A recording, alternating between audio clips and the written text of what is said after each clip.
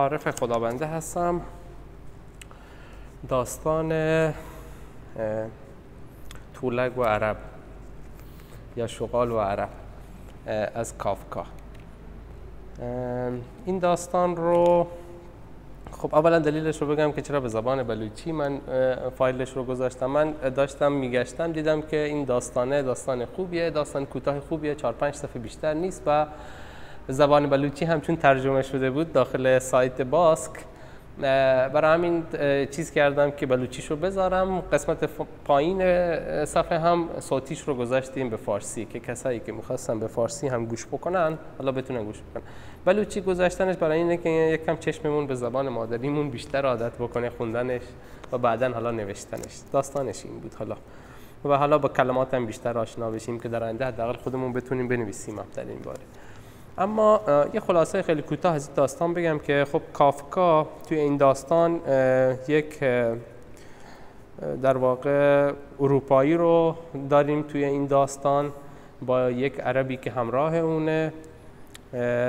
یک جایی میرن اتراق میکنن، یه سری شغال میان اونجا، یه گفتگوی شکل میگیره که اون رو به عنوان یه منجی میبینن که بیاد نجاتشون بده. یه سلاحی هم بهش میدن که با این سلاحی بیا ما رو نجات بده و در پایان هم میبینیم که خب اون عرب بیدار میشه و یه غذای میندازه جلوشون و حالا داستان تا همینجاست.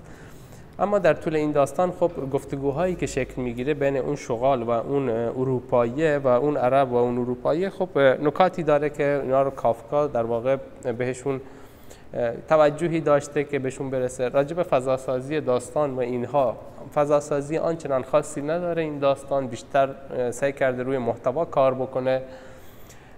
حالا همون فضا رو که شغال ها هستن از دور میان نزدیک دور برش هستن، حالا یه سری چیزا رو توصیف کرده که ما میتونیم کامل اون صحنه رو که اونجا حضور دارن رو تو ذهنمون تجسم بکنیم. اما گفتگوها خیلی مهمن اینجا دیگه، همون قسمت مهم بحث گفتگوهاست. خب اولین قسمت داستان که وقتی که شروع میشه، یعنی موقعی که اون شغال ها میان نزدیک، شغالی که میاد جلو و شروع میکنه با صحبت کردن شغال پیرتره، خب که انگار به نمایندگی از جمع میاد صحبت بکنه و این خب خودش نکته جالبه. همون بحث پیرترها داناتر و سرطایفه ها برمیگرده به همین کلیشه یا چون که بیشتر عمر کرده، یا هم میتونه برمیگرده به اون احترامی که وجود داره که مثلا همیشه بزرگترها رو میذارن جلو که مثلا صحبت بکنن از طرف یک جمعی. خب به این قسمت پرداخته کافکا این رو مد نظر داشته توی داستانش. بعد نکته جالب دیگه ای که وجود داره اینه که خب اون شغاله میاد و به داخل این داستان ما 2 گروه داریم در واقع. یک گروه که شغال ها هستن و یک گروه هم عرب ها هستن که اینجان که اینا یه مشکلی دارن این وسط، که حالا اون اروپاییه که اومده این وسط قراره که این مشکل رو در واقع یه جورایی راجبش بشنوه و اونا اعتقاد دارن که میتونه مشکل رو حل بکنه. همین که اصلا لفظ عرب استفاده کرده توی داستانش خب ما رو مثلا میبره به این فکر که خب چرا مثلا از اون قشر اول به عنوان شغال استفاده کرده و قشر دوم رو مثلا حیوان در نظر نگرفته و دقیقاً اشاره کرده مثلا به فلان قوم یا قبیله عرب ها مثلا. خب چرا این کار رو کرده کافکا؟ این رو باید مثلا راجبش پرسش بکنیم. بعد این فرد اروپایی و دیدی که نسبت به این اروپایی وجود داره توی این داستان خیلی جالبه که مثلا اون شغال ها اعتقاد دارن که این یک منجیه که از شمال اومده، خیلی میفهمه، میتونه اینا رو نجات بده، با فرهنگ، حرف اونا رو میفهمه.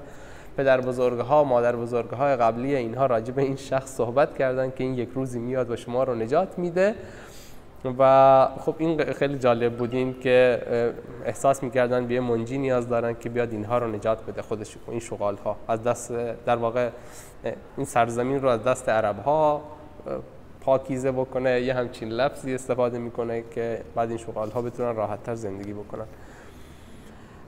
از کلماتی هم که استفاده میکنه مثلا برای توصیف عرب ها این شغاله مثلا میگه عقل ندارن، نمیدونم زیر بغلاشون رو که بگیرن بالا جهنمه، ریش دارن، نمیدونن آره موجودات زنده رو میکشن و میخورن، با موجودات مرده کار ندارن، اونا رو حرام میدونن موجودات رو عذاب میدن، در واقع اونجوری مد نظر داره که این انگار مثلا از اون چارچوب خود شغاله است. خب که مثلا خودشون مردارخوارن، کشتن و خوردن یک حیوانی به نظرش خیلی آزاردهنده است. که خب اینم جالبه، نکته جالبیه که توی داستان از دیدگاه اون چیه بهش اشاره شده بوده. بعد جالبه مثلا همین شغال هایی که ایدهشون برای همینه که مثلا عرب ها باید از بین برن، برای همین ظلم هایی که دارن میکنن مثلا به حیوانات دیگه. بعد قسمت بعدی داستان خب میان و میگن که ما از عرب ها نمیترسیم، بعد میگن که ما هیچ کسو نداریم، نیاز به منجی داریم. خب خودشون میان خودشون رو نقض میکنن. اینم خیلی جالبه. خب در گفتگویی که بین این شغال ها و عرب ها شکل میگیره که به قدرت جمعی خودشون یعنی آگاه نیستن اون گروه و حتما دنبال اینن که یه نفر بیاد اونها رو نجات بده. بعد حالا اون ایده‌ای که دارند که عرب ها حیوانات رو میکشند و ما میخوایم برای همین عرب ها نباشن، دقیقاً ایده‌ای که خودشون هم دارن برای نجات پیدا کردن هم همون شکلیه. یعنی میخوان عرب ها رو بکشن که مثلا نجات بدن اونجا رو. خب یعنی بحث کشتنه رو یه چیز بدی میدونن، ولی دوباره ایده خودشون برای رهایی هم همون کشتنه. یعنی یک قشری رو میخوان بکشن که این ایده رو بیارن جلو. اینم خب جالبه که چرا اینجوری دوباره برمیگردن به همون داستانه. بعد قسمت اون قسمتی که عربه میگه که اینها سگه های ما به اینا یه قیچی میدیم، اینا این قیچی رو به هر اروپایی که میبینن میدن. این خیلی جالبه. یعنی یک سلاحی ما خودمون دست اینها میدیم، یا انگار یه توهمی ما برای اینا به وجود آوردیم، یه قیچی به اینا میدیم که اینها اینو دست به دست میکنن. بعد به هر کسی که مثلا به جز ما باشه اونو میدن که مثلا به وسیله اون بیاد گلوهای ما رو ببره و ما رو مثلا از بین ببره. انگار که در اون بازی، این بازی رو خودمون عربا براشون ساختن و دارن باهاشون بازی میکنن. یه خشم و نفرتی در این شغال ها هست که خب گفتیم که خشم و نفرتشون از چی میاد، از در واقع یکم گنگه توی داستان خشم و نفرتشون. اما خب یه قسمتی برای همین صحبتایی که گفتن که حیوانات رو میکشن، برای این مثلا یکم خشم میگیرن، یا عقل ندارن برای این یکم خشم میگیرن. ولی خب این دلایلشون دلایل چیز نیست. یعنی خودشون چون میخوان دوباره عربا رو بکشن، یعنی در واقع نقض میکنه این دلایل خودش رو. یه خشم و نفرتی وجود داره توی این داستان که شاید اصلا خودشون هم دلیلش رو نمیدونن که چیه. یعنی برای خودمون شغال ها هنوز انقدر دلیل شفاف نیست، فقط میخوان که نباشن.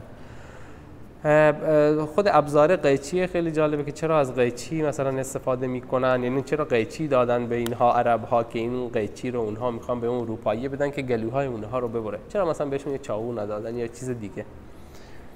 بعد حالا قسمت پایانی داستان خیلی جالبه که اون عربه میاد و یک شتری که مرده رو میندازه جلوشون و اونها کل اون خشم و نفرت رو یادشون میره و غریزه‌شون چون گشنه هستن میان سریع شروع میکنن به غذا خوردن و کل مثلا عربه میشینه بهشون نگاه، حتی شلاقشون هم میزنه ولی کنار نمیرن، دارن غذا رو میخورن. این خیلی جالبه که در حالی که داره میزنتشون هم باز هم این دارن که اون غذا رو میخورن. یعنی اون غریزه انگار مسلطه برشون تا اینکه بخوان یه فکری بکنن و اینها.